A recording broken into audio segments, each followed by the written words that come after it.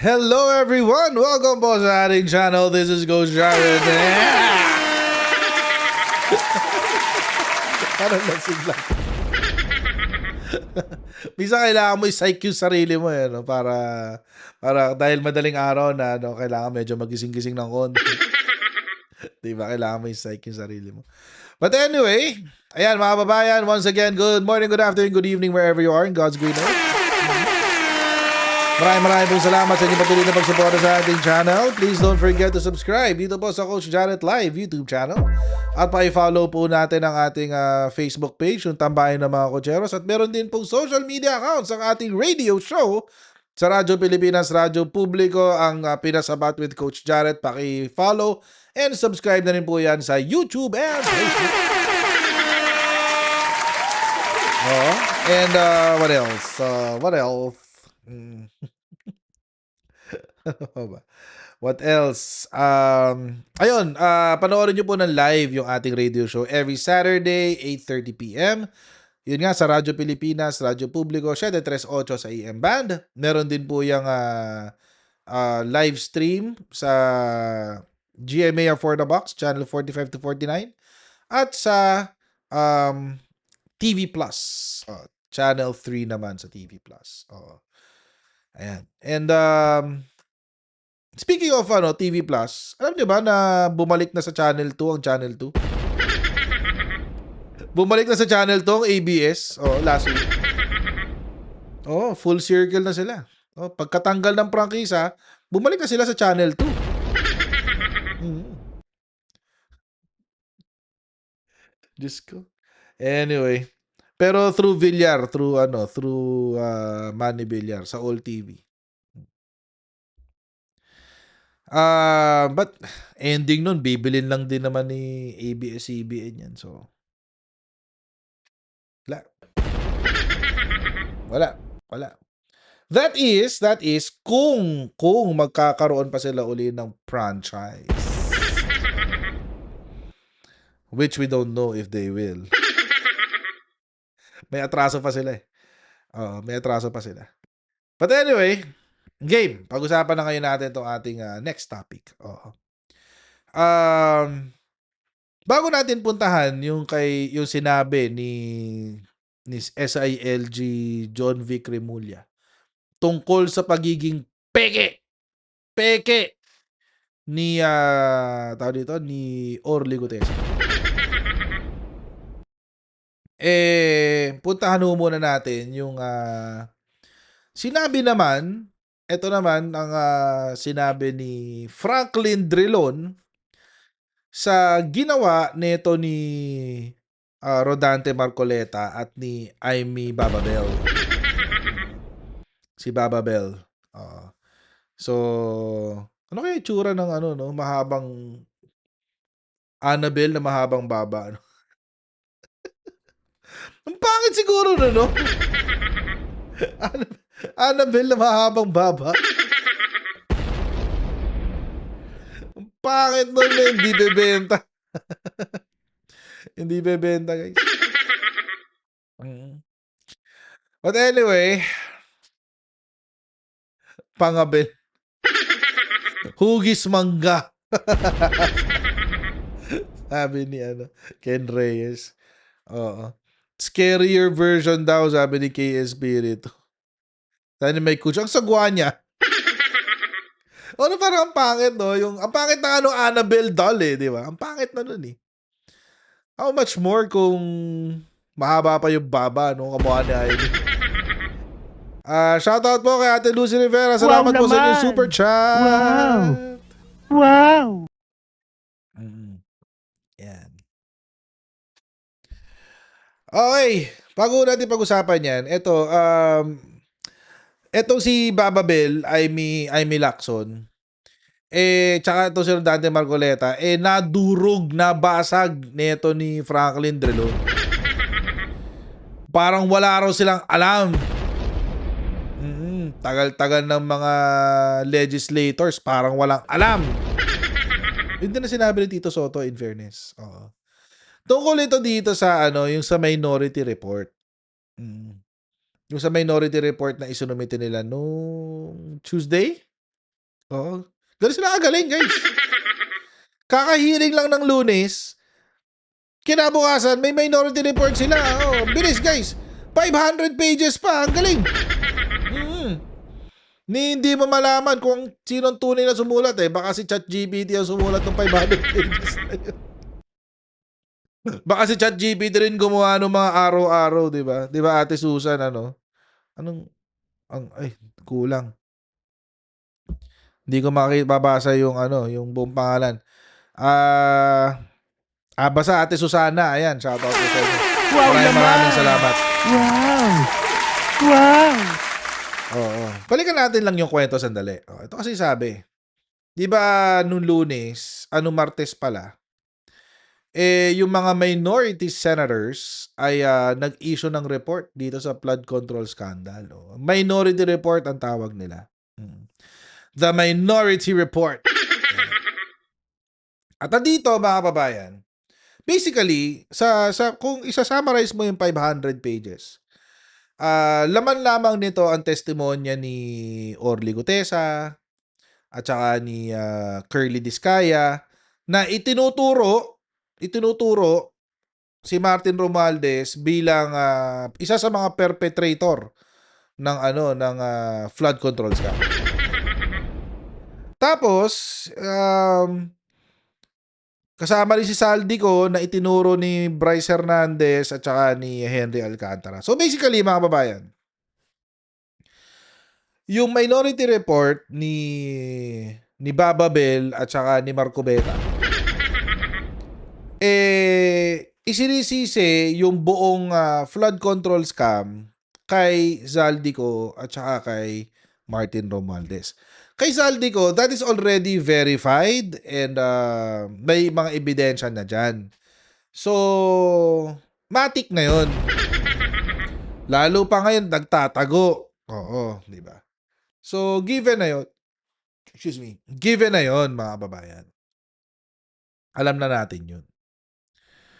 Pero talagang pinipilit nila na isama si former Speaker Martin Romualdez kahit walang ebidensya.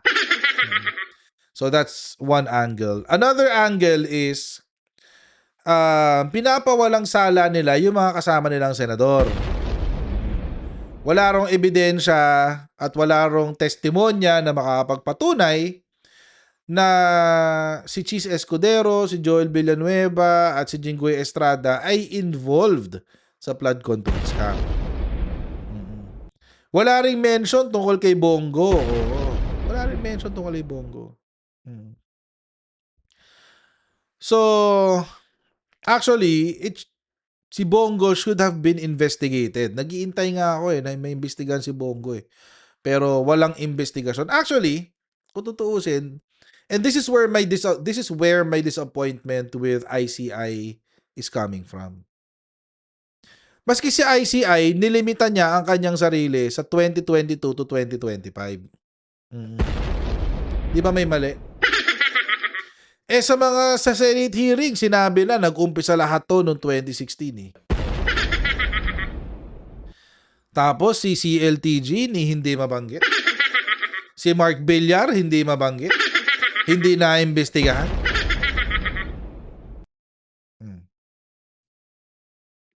So, that's where my frustration with the ICI is coming from. Kaya dapat naniniwala ako na dapat na talagang ilanding ni PBBM yung ICI. At pirmahan na niya yung Independent People's Commission. Oo. Para batas talaga. At hindi lang flood control. Oo, hindi lang flood control lang ang pag-uusapan. Lahat ng klase ng infrastructure corruption, dapat 'yun ang pinag-uusapan. Kaya nga kailangan ng Independent People's Commission eh.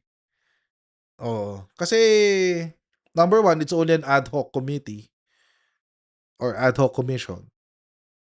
So, it's not really meant to last this long. So, sana mapirmahan na yan. At sana mas malawak pa ang maging jurisdiction ng Independent People's Commission to include all kinds of infrastructure corruption. Mm. So, ngayon mga kababayan, going back dito sa Minority Report ni Baba Bel at saka ni Marco Beta. Ito ay nakaapekto practically sa imahe ng Senado. Bakit? Dahil sinabi ni Tito Soto na walang halaga yan. Right now, wala pang halaga yung kanilang Minority Report. It's just a piece of paper. Basura nga lang yan kung tutuusin. Scratch paper lang yan. At sinabi rin ni Senator Ping Lacson na ito ay pambabastos, mga kababayan, sa Blue Ribbon Committee. Kasi mismong Blue Ribbon Committee, wala pang report eh. Wala pa nga silang committee report. Hindi pa nga napag-uusapan sa plenary. Di ba? Kasi ang pag-uusapan sa plenary is yung committee report ng Blue Ribbon eh. Yun ang pagbobotohan, hindi naman yung minority report na yan. Pero bakit nga, nung tinapik natin to, ano ang ating naging conclusion kung bakit ginawa itong minority report? Gusto lang ng mga DDS senators na makauna sa kwento. Para yun na yung maitanim sa isip nating lahat. Para yun na yung maitanim sa isip nating lahat. Na ang Blue Ribbon Committee ay may pinoprotektahan. At ang pinoprotektahan niya ay si Martin Romualdez. At kapag pinotektahan mo si Martin Romualdez, ikaw ay pumoprotekta sa mga corrupt, mga crocodile daw. Oo. Pinoprotektahan si Bonjing, sabi ni Aimee. Mahirapan siyang tawaging Bonjing ngayon si former speaker. Pumapayat si former speaker. O, ano kayang ginagawa? Ano kayang ginagawa ni former speaker, no? Martin Romualdez. Pumapayat eh. No? Diba? Pa-share naman ng secrets dyan. Baka may secrets dyan. Oo, baka, diba? Pa-share naman. Baka kailangan ko rin yan. Unfortunately, kailangan ko rin yan. But anyway, di naman yun yung topic. So yun nga. Ngayon, mga kababayan, syempre, in-interview kanina si former Senate President Franklin Drilon.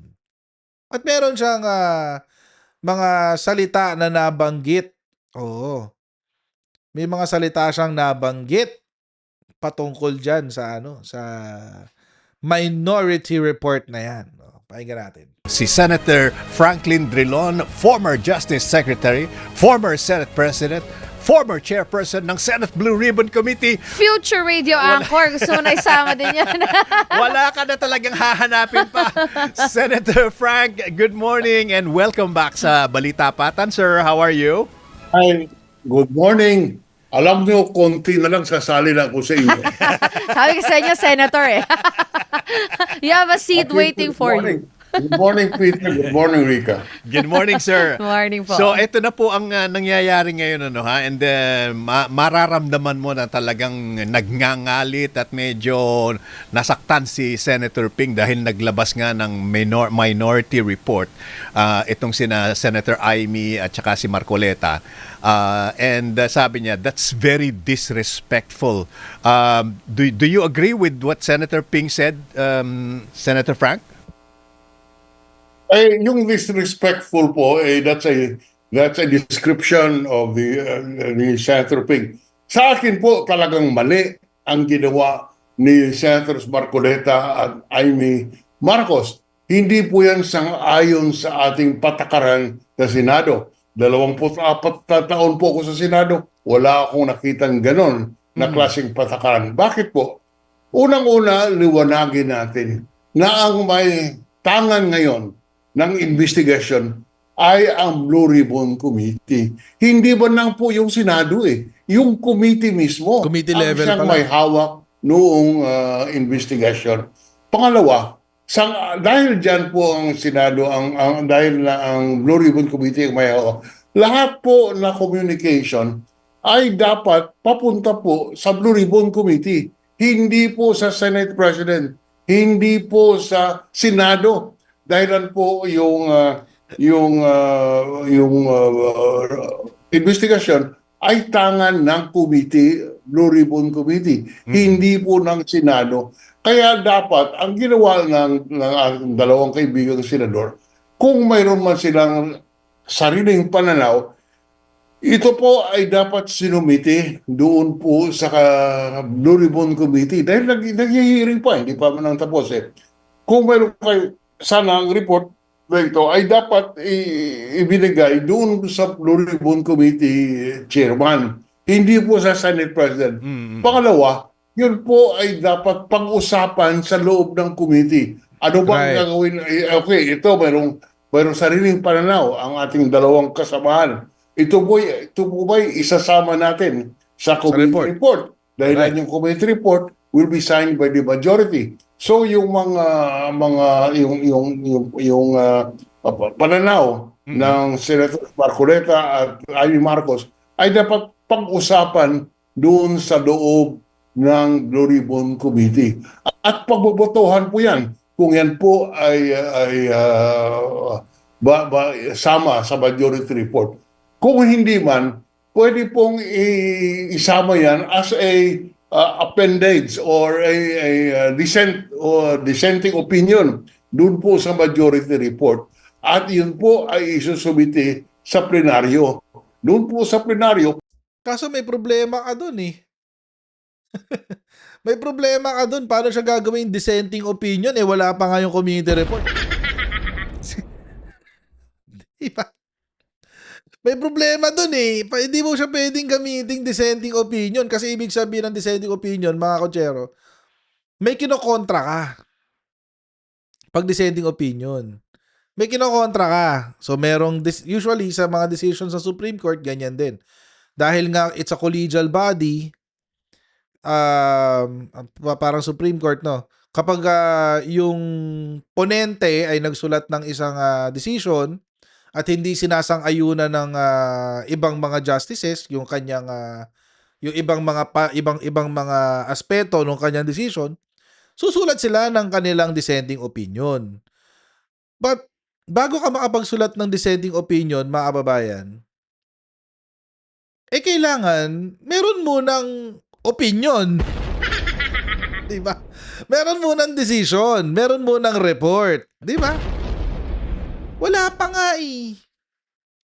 Kaya nga sabi ni Franklin Drilon, maling-mali. Wala yan sa proseso. Maling-mali. Grabe naman tong dalawang to. Ano ba kayo, amateur? Di ba? Napaghahalataan yung katangahan nitong dalawang to eh. Ang nakakatawa dyan, mga babayan, eto pa. Si Rodante Marcoleta, neophyte. Di ba? Neophyte senator. Si Rodante Marcoleta. So, maiintindihan ko kung tawag dito.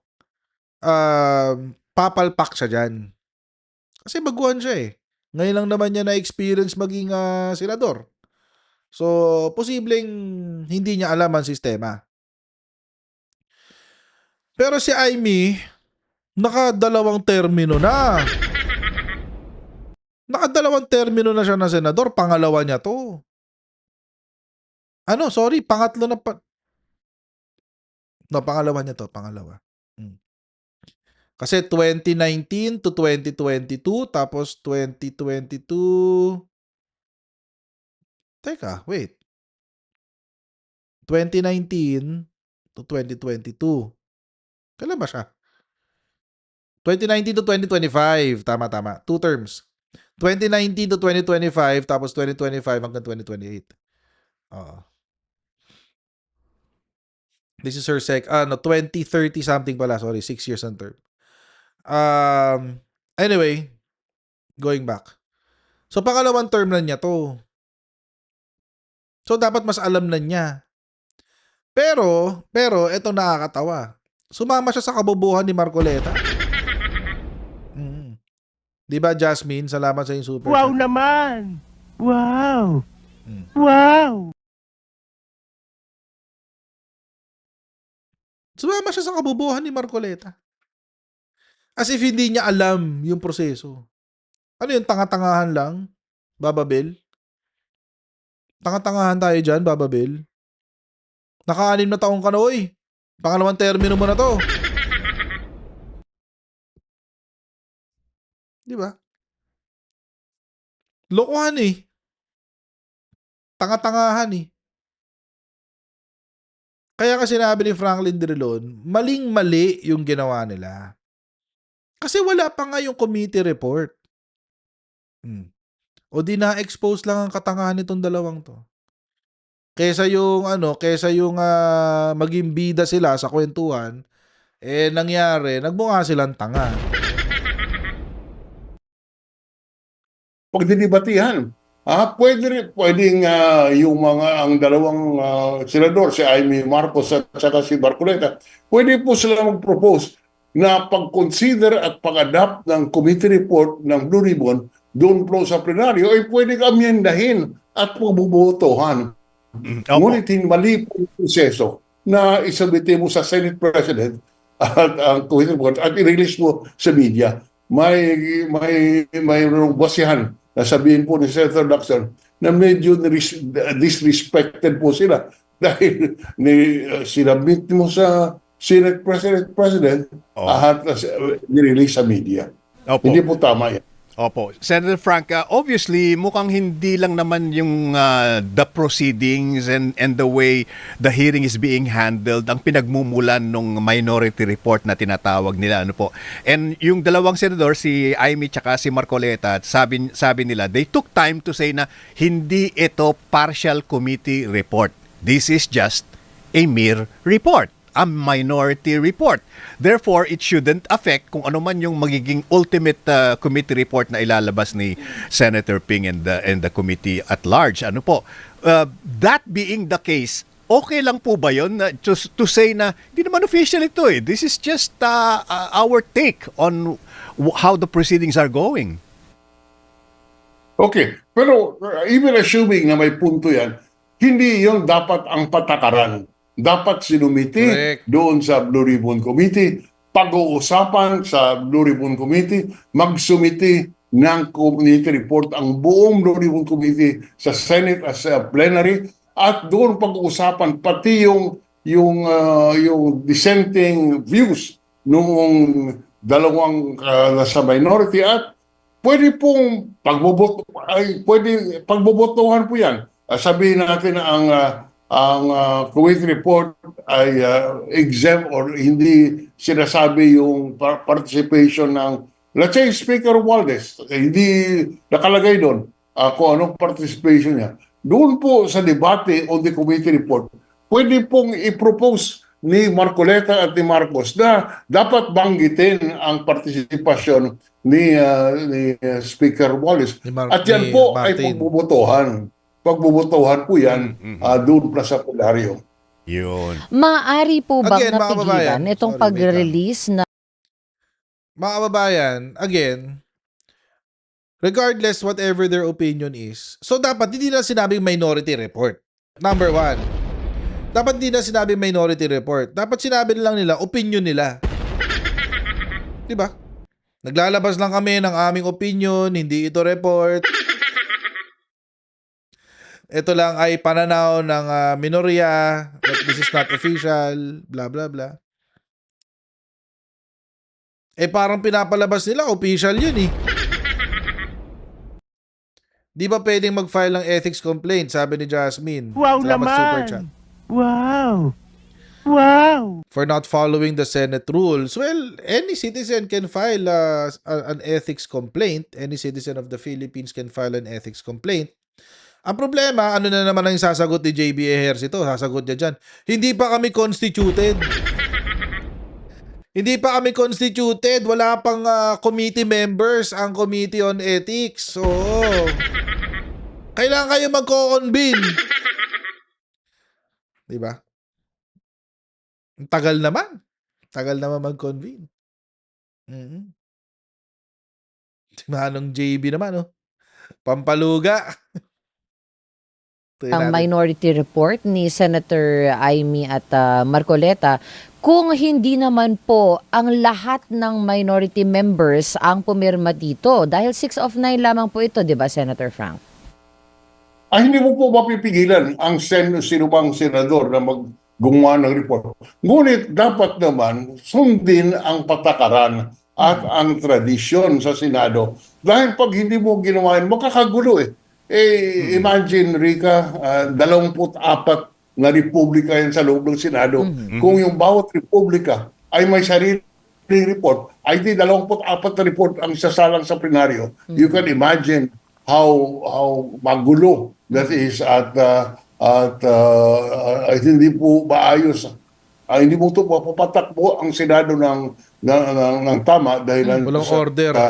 hindi sinusunod ang patakaran. Huwag natin kalimutan, this is a collegial body ang Senado. Kaya po dapat may mga rules, may mga patakaran para po maintindihan ng taong bayan at mailabas ang talagang kung ano ang in an orderly manner, ano ang opinion ng Senado. Ito pong report na ito, report lang ng 2 senador, hindi po report yan ng komite. Pwede rin silang magkaroon ng press conference at sasabihin Mag-press ko na lang sila. ito yung mga sa aming tingin ay dapat tingnan pa ng committee, Blue Ribbon Committee. Ngunit yan po ay pinadala na sa Senate President kaya wala magawa si Senator Soto except to refer it to the Blue Ribbon Committee na siyang may jurisdiction doon sa investigation.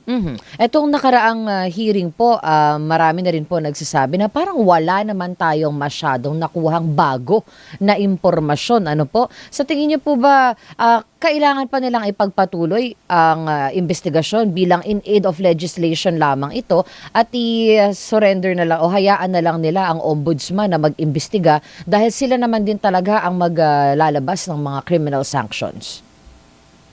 Unang-una rin, huwag natin kalimutan, no, yung layunin ng Blue Ribbon Committee ay in aid of legislation.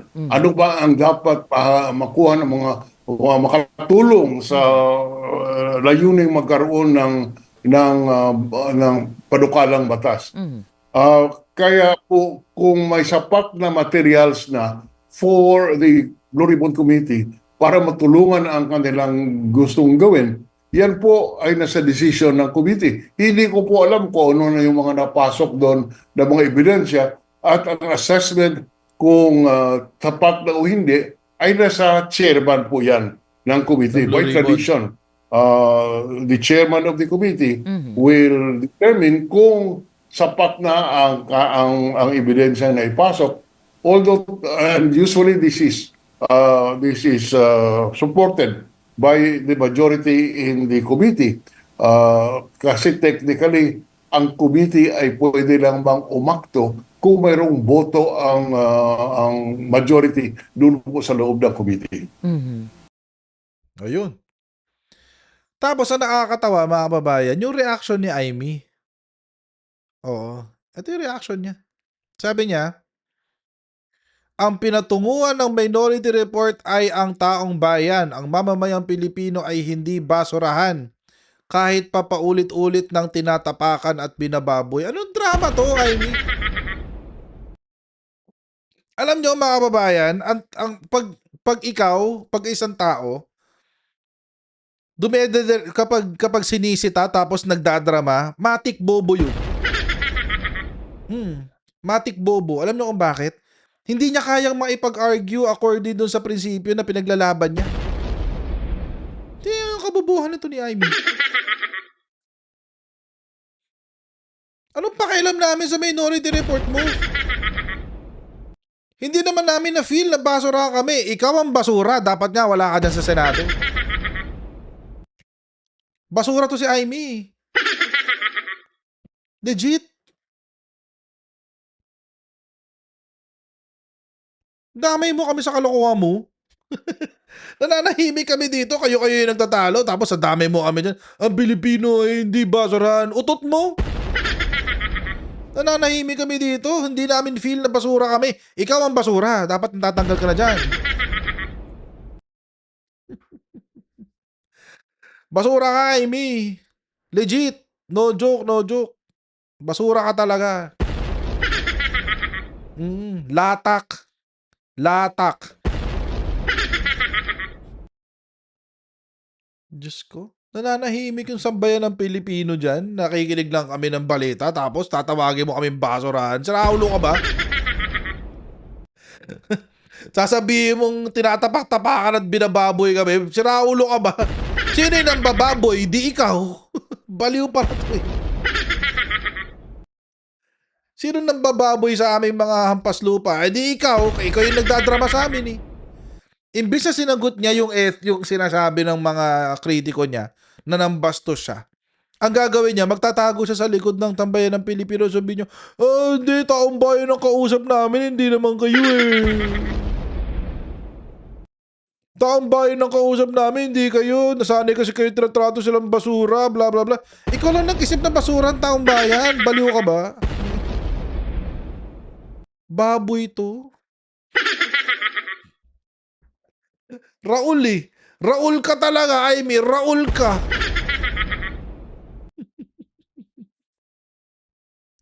Sabi ni Ate Annabeth, first information bias ang ginawa nila. Mga tao kasi tends to rely on first information they receive. Oh. Well, salamat po sa inyo super Wow chat, Ate Annabeth. naman! Wow! Wow! Tikas ng mukha nito ni Amy. Ano na, sabi ni Chopay, kumukuha ng simpatya. Wala siya makukuha ng simpatya sa ating lahat. Wala siya makukuha ng simpatya sa mamamayang Pilipino. Wala na. Durog na. Lahat ng merong awa ang Pilipino kay Amy. Wala na. Wala na. Wala na. Ubus na. Oo. Naubos na nung tinawag niyang drug addict yung kapatid niya kahit hindi naman totoo. Wala na. Wala nang susuporta sa kanya. Ang susuporta na lang sa kanya yung milyong-milyong troll farms.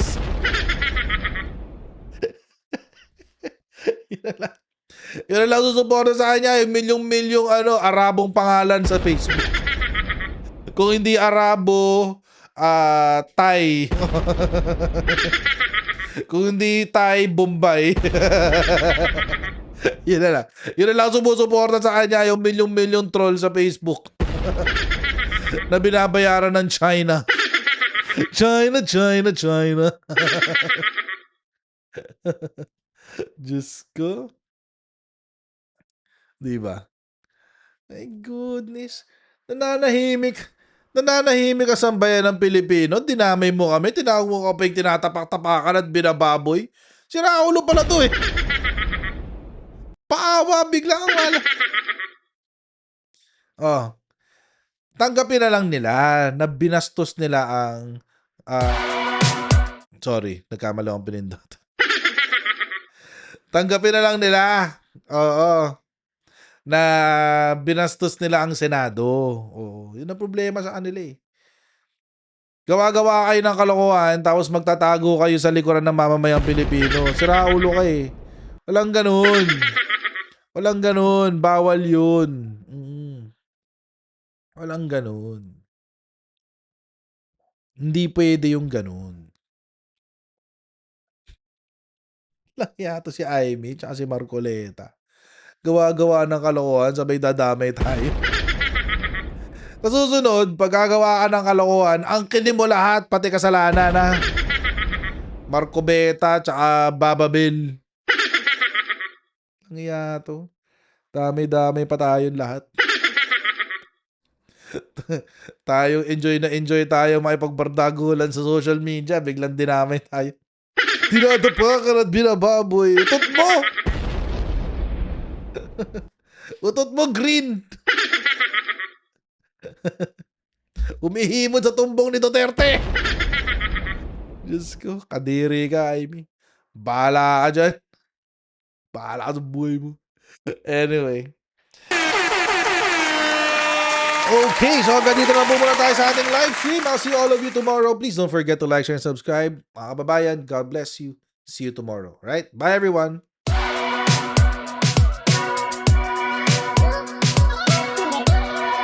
O ganun. Huwag natin gawing tanga mga Pilipino.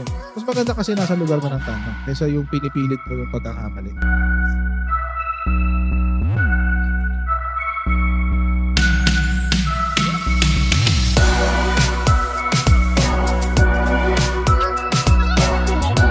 Are they willing to go that far? Hindi makakalimutan ng Pilipino yan hanggat di nasasagot. Sino ngayon nagsasabi ng totoo?